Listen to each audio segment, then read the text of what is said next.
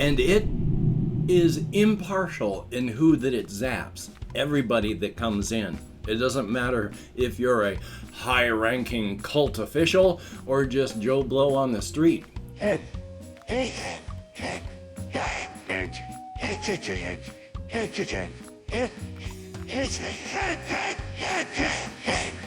Well, howdy, Nearly Senior Citizen here. Greetings, boys, girls, and all of our non-binary friends, and welcome to this, a brand new day. Yes, indeed, a brand new day. It is still gray and diffuse outside. It's going to get into the 70s. Oh boy, it was hot and humid yesterday. Ugh, I hate humidity. Gonna be humid today as well. I remember living in Florida when I was in the United States Air Force, when it was so humid. All you had to do was walk outside, and the sheer effort of breathing would cause you to start sweating because it was so humid. Thumbs up. Slept well though, that's a good thing. I have survived in other ways because I'm still here and metabolizing, and that's a good thing. So thumbs up on that. And of course, front loading of videos. Hey, if you could toss me a like, that'd be very cool. If you could subscribe to the channel, that'd be awesome. If you could leave me a comment, that would be very, very cool.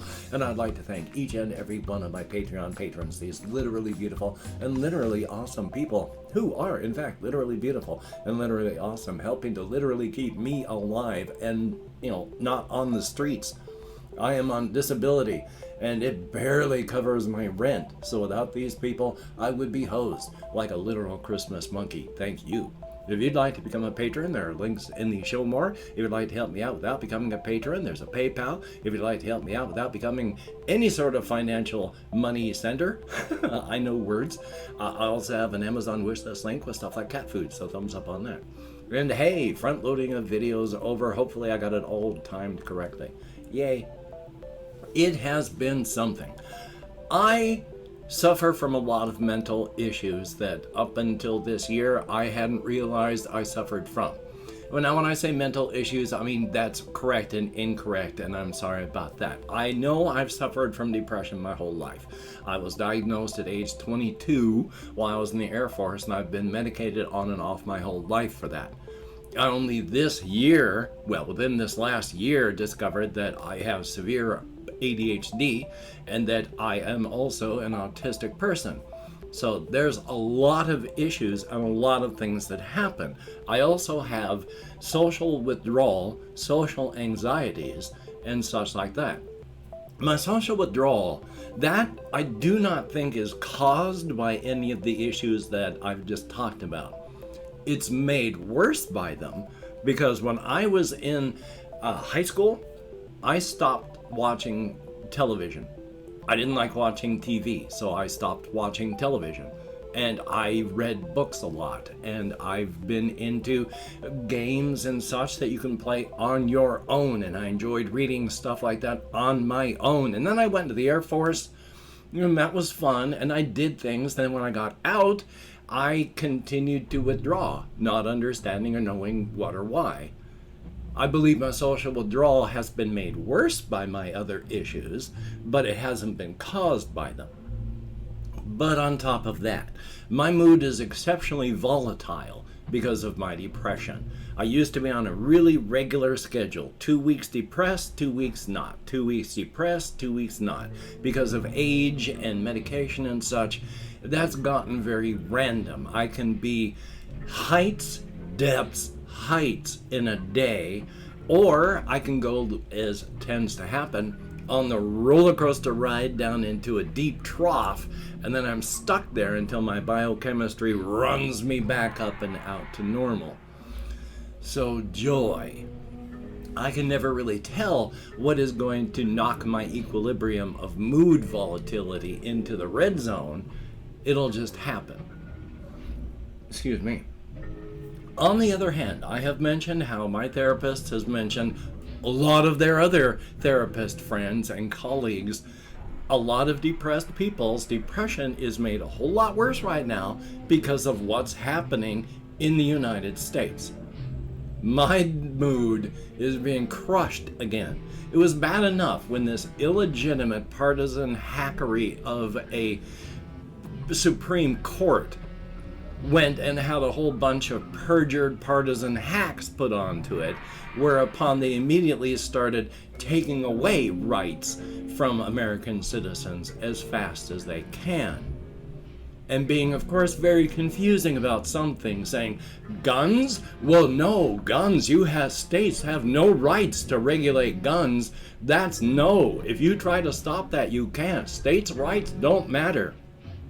Oh, but this other medical issue that involves people with uteruses, states' rights. Oh, states' rights. So, yeah, they're partisan hacks. And of course, they are now going to be approaching, this is very bad. They are going to be relooking at something that has been looked at and thrown out by the courts over the last 100, 200 years.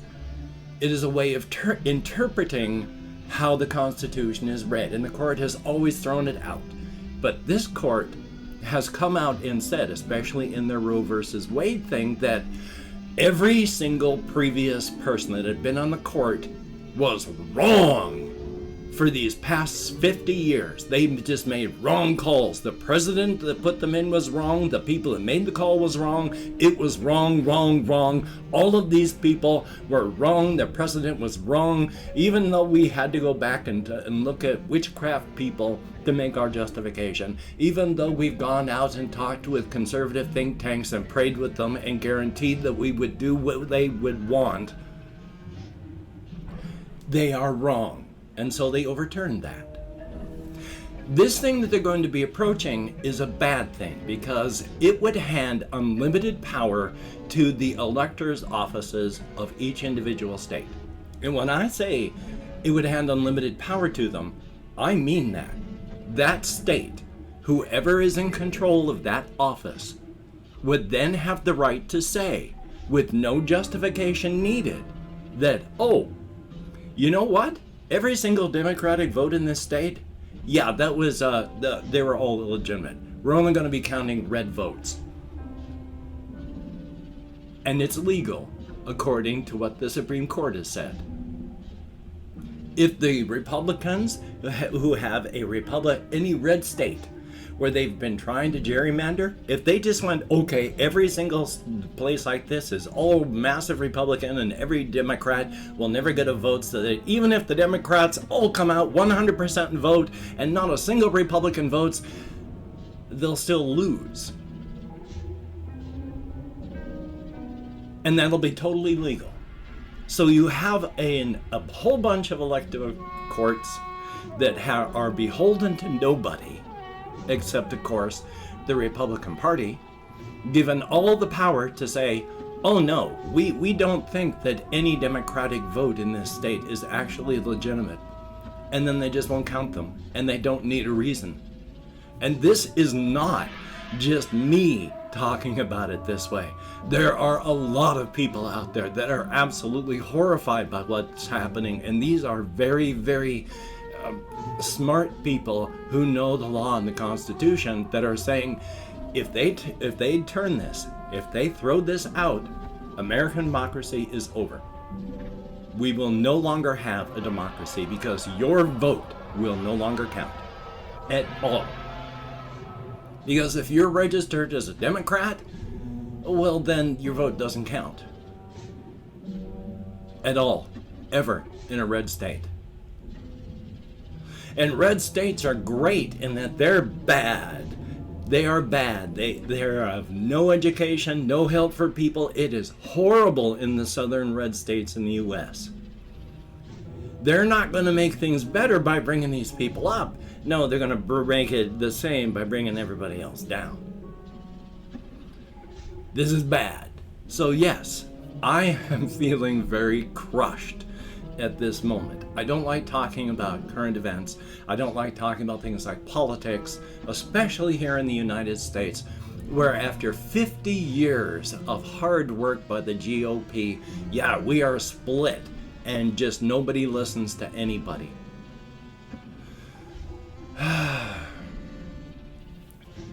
I've been still trying to be as creative as I can and work on things and try to be doing other things. I still listen to music, and that's a good thing. I still watch YouTube videos as best I can.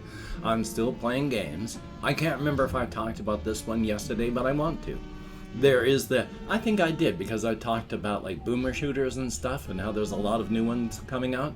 There's one that's called Turbo Overkill. It's out. It is amazing. Absolutely thoroughly amazing. It's one of these games in that as the main character, you start off just massively OP. And as the game goes on, you get more and more overpowered. The bad guys in the game can match you, but you are mega OP. I mean, you don't just slide. You are cybernetic. You have mechanical parts and you have meat parts. One of your legs is a chainsaw leg. You don't slide. You slide with your chainsaw leg forward and you go through your opponents in a spray of body parts. And the faster you go, the more damage you do. So you can literally, if you've got room, you can take out a whole room of bad guys shooting at you just with your chainsaw leg. And of course, you got a double jump and a double dash, so you can cross huge distances. It's absolutely astonishing. And then of course you can go and power up all of your weaponry and your cybernetic enhancements. And again, you're already OP. One of the things you can do with your basic gun you start with, you overcharge it by hitting your right mouse button, and it just powers up with this huge burst of light and energy coming out of it. You aim it at some opponents, just let go of your trigger, and they go boom at a distance. It's an awesome game. Look up Turbo Overkill if you like boomer shooters or just shooters. It's not really a boomer shooter, because you get permanent upgrades and you can augment your character. And in a boomer shooter, it's you, your mouse, and the game. There's nothing else. But it's still, as a distraction from the pressures of the world, Turbo Overkill is a good one. Thumbs up for that. And some of the things that I have been thinking of while I've been out on walkies, because I still go out on walkies and I still try to be as creative as I can, I've been thinking a lot about all the cryptid stuff, as I've been mentioning over the past couple days. One of them, of course, is just thoughts about the Department of Government Resources in Brookerton, South Carolina, where it is an existential horror created by nobody on purpose, and it is impartial in who that it zaps. Everybody that comes in. It doesn't matter if you're a high-ranking cult official or just Joe Blow on the street.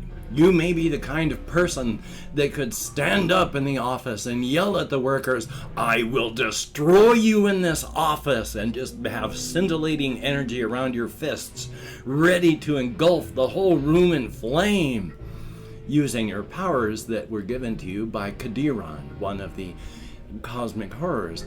And they would just look at you like, yes, you can do that, but I have to work on a local network, and if you wipe out me, you're also wiping out your records, including these physical records. You're yelling at me and threatening me to try and get going faster, and if you destroy all of this stuff with your flames, bam! That's another couple months to recompile all that. Sit down, sir. So it's like nobody gets a break. It doesn't matter who you are or how powerful you are. You enter the Department of Government Resources and of course it's powered not just by regular things, but there's the cryptid energy that pours out through the doors, the one-way doors. It inhales that and just uses it to power the heart of the machine. The concentrated energy from the inside that occasionally crystallizes as it's coming through the razor's edge out into the rest of the universe, it uses that to power itself. There is also the ambient energy that comes out of the quantum knotting from intelligent. It feeds as well on this. But the best food of all to power this machine, and it's just a machine, it has no mind, will, or personality, but nobody created it, It just came about as a result of a whole bunch of different things happening at just the wrong times. 10% of the people that go into the building, the Department of Government Resources, are going to have some form of temporal damage, whether you lose just a couple hours, a couple days, or for those that take more severe damage, a couple weeks worth. This time is gone. Normally this sort of thing would kill you, because if your timeline is cut, you die. We are 3+1 creatures, and by that I mean we have, length, width, height, and time. And the Department of Government Resources, the thing that powers this, can take your timeline, cut out a couple hours to a couple weeks, remove it, grab the edges, stretch them together tight, and then staple them so that time is gone. You're taking temporal damage. You take a lot of reflections and echoes up and down your time sense from that. And you are frayed for quite a time until you can actually leave the facility if you ever manage to. But that can power the machine for quite some time. The actual cryptids themselves, I've got a whole lot more I want to talk about them, but I guess that'll be for another day, because and that wasn't for dramatic effect. I really had to clear my throat. Because I've opened up 24 hours worth of comments in my community tab. I'm going to go through and thank however many people have left me a comment. If I mispronounce the username, no disrespect is intended. And even though I count American Sign Language, well. So let me find my Chrome. And we have Jesse Koskinen. I'm glad my pets are okay too. It was bad. And I do like the game Arena. It is awesome. It's old, but it is awesome. And GG, well, thumbs up and thank you. Stephen Blanchard. It's ancient, but if you run it through GOG, which goes through, they use a DOS box, you can adjust how the actual shaders and stuff work. Corbin's channel, thumbs up and thank you. Good to see you, and hopefully you will stay for a while. We have Medium, thumbs up and thank you. Locow5, not Locow, Loco5. Don't worry about it. Thank you very much for trying. It was good. Flora Mew, very good to see you in the comments. Hopefully you'll be able to stick around for a while. A lot of things that I'd like to talk about, but hokey smokes. It's still good to see you. We have ZYZZ's Legacy, thumbs up and thank you. RL Strange, greatly appreciated. And yeah, ADHD blows. And we have Adrian, thumbs up and good to see you.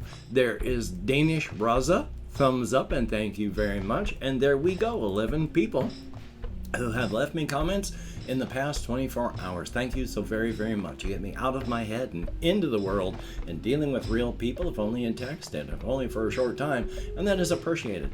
As stated earlier, I am withdrawn and I don't know how to human being very well, so any human contact is nice. Even though I don't require much human contact, I am a human being, so I do need some.